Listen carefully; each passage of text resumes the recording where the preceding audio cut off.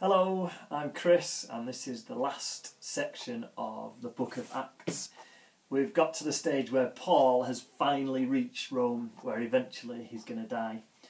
But if you've read the passage just now, it seems to me, and maybe to you, like a strange way to end Acts. It doesn't go out with a bang, does it? It's not Paul's heroic death, it's not some incredible miracle.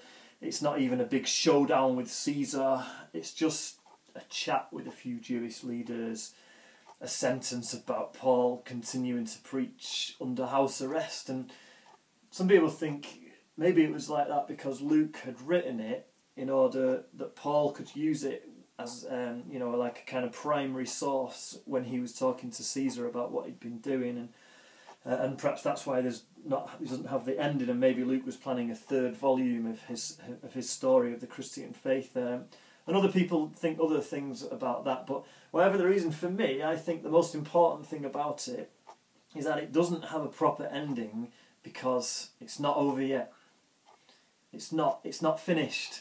So God's mission has been passed down from Jesus to Paul and the early apostles, and through the generations, and right now, we have that baton in our lifetime and in our generation.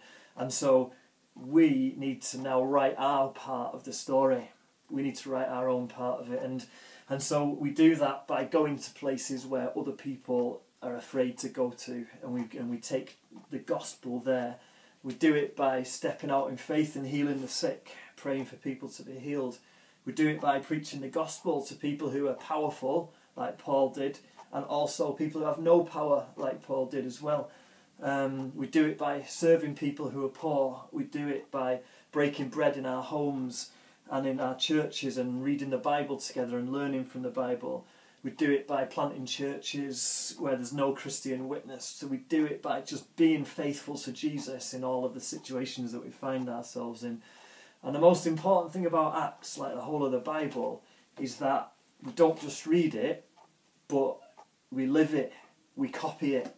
And that the thing about Acts is that it's an act that we act out in our own lives. And so we act it out in our schools and colleges and workplaces and families and try it out and see what God might do. The times when I've learnt the most about God and about being a Christian, and not when I've sat in a room and just read, but it's when I've read it and then thought, I'm going to go try it. It's when I've read about Paul healing all these people in the name of Jesus, and then I've actually gone out and said, I'm going to pray for someone who's sick today and see if they get healed. Maybe today you can think about, could you pray for one person that they might be healed, that God might make an impact in their lives? Because the thing about Acts is that we must live it out. And it's not just a page in a book, but it's a reality in our lives.